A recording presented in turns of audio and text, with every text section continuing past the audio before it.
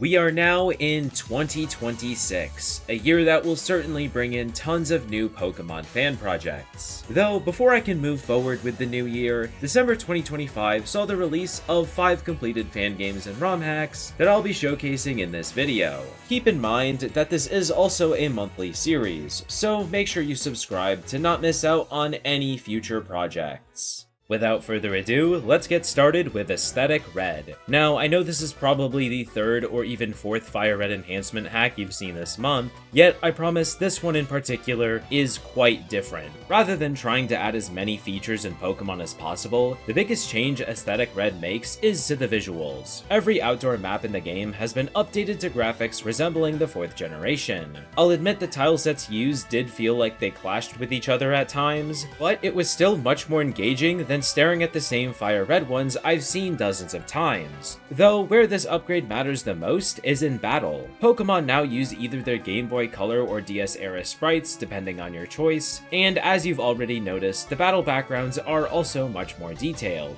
I know many people don't care for graphics, but having a change of scenery gave me a lot more motivation to engage with this hack's gameplay changes. Speaking of the gameplay changes, this is not in fact just a visual enhancement project. From the very moment you pick your starter, you can go wherever you want, heading north, challenging the first 2 gyms in order, or visiting Cinnabar Island, grabbing your initial badge there instead. While you can choose to play with level scaling, every gym leader will already have their own preset team, depending on how many you've previously defeated. Though, if you're concerned about how difficult these battles are, don't worry, this is no difficulty hack. Each boss starts at around 4 Pokemon, slowly building up full teams, equipped with coverage moves and held items, once again depending on how many badges you've collected. There is a good mix of Pokemon that don't match their user's specialty, yet they still felt like they fit into their roster. Although, bosses aren't the only ones getting an upgrade, as you yourself also get access to Pokemon with a ton of new buffs. With the 1st and 2nd generation, alongside a majority of their later gen evolutions, every single one of them has had their learn sets improved. They definitely aren't comparable to those of hacks like Renegade Platinum or Radical Red, but they certainly are noticeable and will very much make a difference. On top of that, your bedroom includes a collection of Pokédolls that let you modify some important game settings, or even enable a randomizer. Taking advantage of level caps, the EXP All, and infinite rare candies made this easily one of the most quickly paced and exciting Nuzlocke experiences I've ever gone through.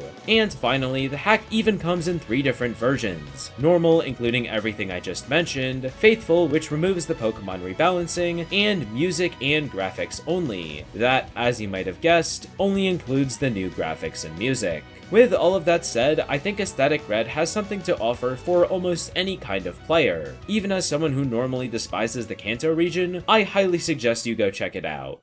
I'm not going to lie, I've never been a huge fan of Pokemon roguelikes. No matter how interesting the concept seems, it always feels like there's something missing, or the existence of a certain feature significantly impacts my motivation to continue playing. But when I thought all hope in me enjoying the genre was lost, a new fan game would grace my presence by the name of Pokemon Relict. Before I jump into the gameplay, I must immediately compliment just how incredible this game's art direction is. Both character mugshots and full art pieces depicting moments in the story, animated cutscenes celebrating milestones in your run, and even custom battle backgrounds. Yet again, I'm simply amazed at how much effort has been put into a completely free-to-play fan game. But there is also so much more to this project than just its visuals. To give you an idea of how a run would normally go, you'll pick between one of 3 random starters before venturing through a collection of dungeons. Throughout these dungeons, you'll find various items to build and strengthen your team, and every few floors contains a respite area where you can heal your team, access the PC, or even purchase from a variety of shops. For a roguelike, the progression is very simple, and shouldn't ever really leave you stumped. So what exactly separates it from the others in its genre? Well, for me, it's the quality of that simple gameplay. Pokemon gain EXP very quickly that's also shared with your team,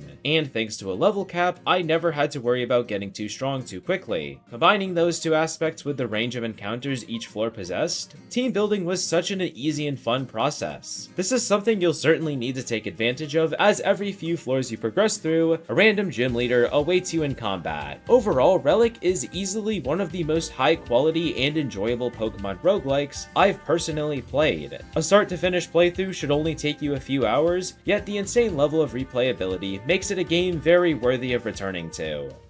Moving on is Too Many Types 2. If it wasn't already obvious, this hack's primary gimmick is that there are now way too many new types. Around 80 to be exact, and some Pokemon even possess 3 of them. As overwhelming as that sounds, I think the concept is actually handled pretty well. On paper, boss fights aren't very difficult, allowing you to keep your focus on solving the type chart without an overwhelming challenge level. Even spending most of my time praying the attacks I used would be super effective, there weren't really any moments where I felt gatekept by a certain boss fight. On top of that, experimenting with all these new types is really easy to do, thanks to both the EXP All as well as an infinite rare candy. But I think the most surprising aspect of Too Many Types 2 is that it isn't just a battle gimmick slapped onto an unmodified Pokemon Emerald. You'll get the choice between 2 new protagonist options before beginning your adventure in Lily Cove City. It's then immediately noticed that many of the game's maps have also undergone significant changes, allowing you to explore them in a very different manner. And for the cherry on top, you'll even be met with a brand new antagonist group called Team Purity. They hold the original 18 types in high regard, refusing to use Pokemon who possess the new ones. I'll be honest that it's not really my cup of tea, but even with that aside, it's difficult to ignore how much effort has gone into a silly meme hack provided in a seemingly short amount of time. So if the concept sounds even somewhat interesting, then I promise you'll absolutely enjoy it.